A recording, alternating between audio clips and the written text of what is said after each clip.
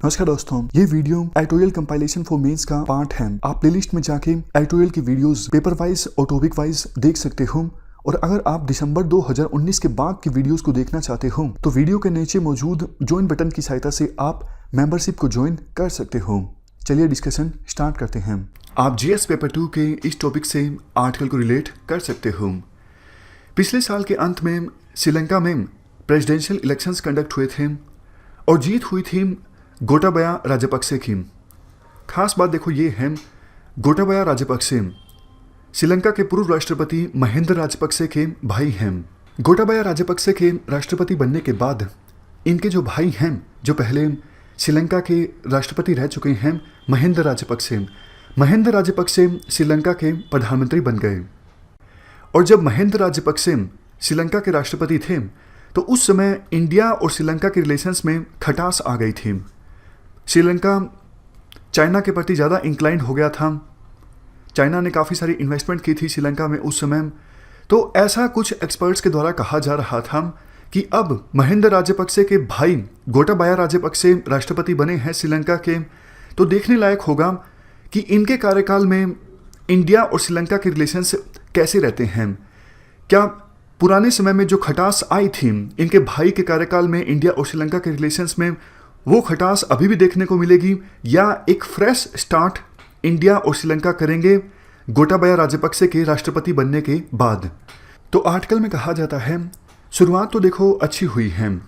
महेंद्र राजपक्षे श्रीलंका के प्रधानमंत्री बनने के बाद पहली फॉरेन विजिट पर इंडिया की यात्रा पर आए। देखो, किसी भी देश के प्रधानमंत्री की या फिर राष्ट्रपति की पहली फॉरेन विजिट काफ़ी इंपॉर्टेंट होती है। पहली फॉरेन विजिट की सहायता से कोई भी देश ये संदेश देने की कोशिश करता है कि किस देश के साथ उनके रिलेशंस काफ़ी इंपॉर्टेंट हैं। अब बात करते हैं हम कोऑपरेशन की। इंडिया और श्रीलंका फिलहाल काफ़ी एरियाज़ में कोऑपरेट कर रहे हैं। सबसे पहले है इंफ्रास्ट्रक्चर। इंडिया काफ़ी सारे इंफ्रास्ट्रक्चर प्रोजेक्ट्स डेवलप कर रहा है श्रीलंका में। एक प्रपोजल भी श्रीलंका को दिया हुआ है इंडिया और जापान ने मिलकर कि हम कोलंबो में ईस्ट कंटेनर टर्मिनल को डेवलप करेंगे। देखो, खास बात ये है, ये जो ईस्ट कंटेनर टर्मिनल है कोलंबो में, ये सिर्फ 3 किलोमीटर की दूरी पर है। किससे? चाइना ने कोलंबो में एक पोर्ट सिटी डेवलप की है और उस पोर्ट सिटी से इस ईस्ट कंटेनर टर्मिनल की जो दूरी है वो सिर्फ 3 किलोमीटर है। तो इंडिया और जापान ने मिल के ये प्रपोजल दिया है श्रीलंका को। इसके अलावा इंडिया प्लान कर रहा है कि इंफ्रास्ट्रक्चर प्रोजेक्ट्स के लिए श्रीलंका को $400 मिलियन की लाइन ऑफ क्रेडिट एक्सटेंड की जाए। देखो, लाइन ऑफ क्रेडिट एक प्रकार से लोन ही होता है। डिफरेंस लोन और लाइन ऑफ क्रेडिट के बीच ये होता है, लोन जब आप बैंक से लेते हो तो आपको लमसम अमाउंट मिल जाता है। मान लीजिए आपने 10 लाख का लोन लिया तो एक ही बार में बैंक आपको 10 लाख रुपए दे देगा और उसके बाद तय शर्तों के हिसाब से आपको इंटरेस्ट और प्रिंसिपल चुकाना पड़ेगा।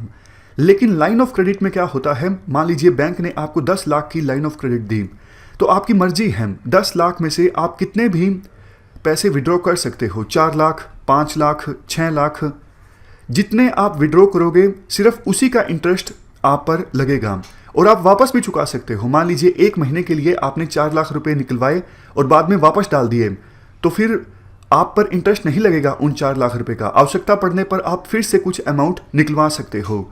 तो कहने का सिंपल मतलब ये है, लाइन ऑफ क्रेडिट में आपके पास काफ़ी फ्लेक्सिबिलिटी होती है। नेक्स्ट पॉइंट देखो, जब श्रीलंका में सिविल वार हुआ था तो जाफना से बहुत से लोग डिस्प्लेस हुए।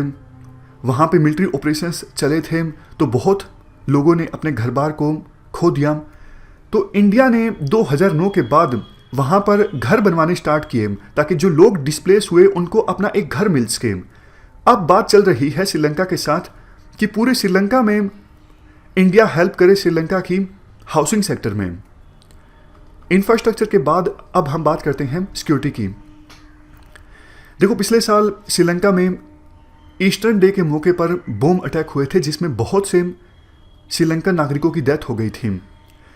अब श्रीलंका के लिए भी आतंकवाद एक अहम इशू है और इंडिया तो आपको पता है बरसों से आतंकवाद की चुनौती का सामना करता आ रहा है। तो इंडिया के पास एक्सपर्टीज़ है कैसे आतंकवाद से निपटा जा सकता है।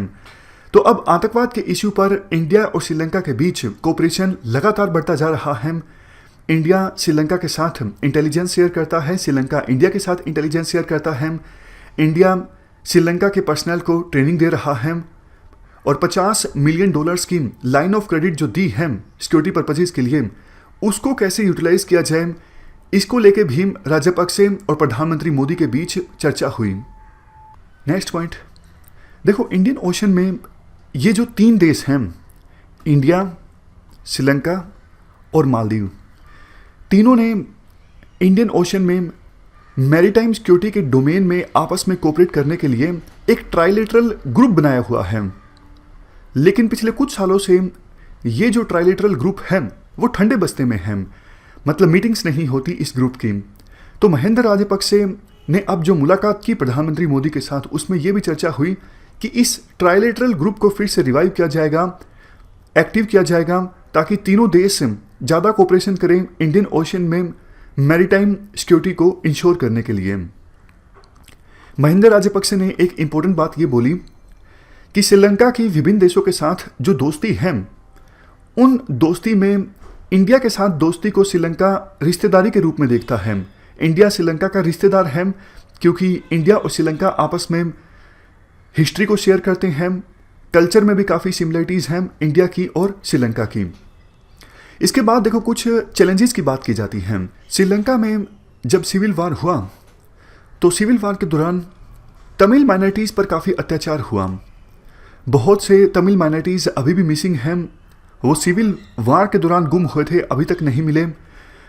तमिल माइनॉरिटीज़ को घर बार छोड़ के जाना पड़ा, बहुत सी महिलाओं के साथ रेप हुआ, वार क्राइम हुए, ज़मीन भी काफ़ी छीन ली थी श्रीलंका की आर्मी ने।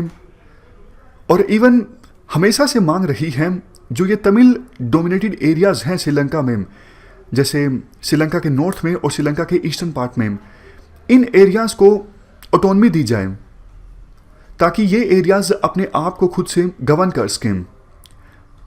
ये मांग देखो काफ़ी पुरानी है। इसको लेके एक एग्रीमेंट भी साइन हुआ था इंडिया और श्रीलंका के बीच 1987 में। डिसाइड ये हुआ था तमिल डोमिनेटेड प्रोविंसेस को ज़्यादा पावर्स देने के लिए श्रीलंका अपने संविधान को अमेंड करेगा, जो कि होगी 13th अमेंडमेंट।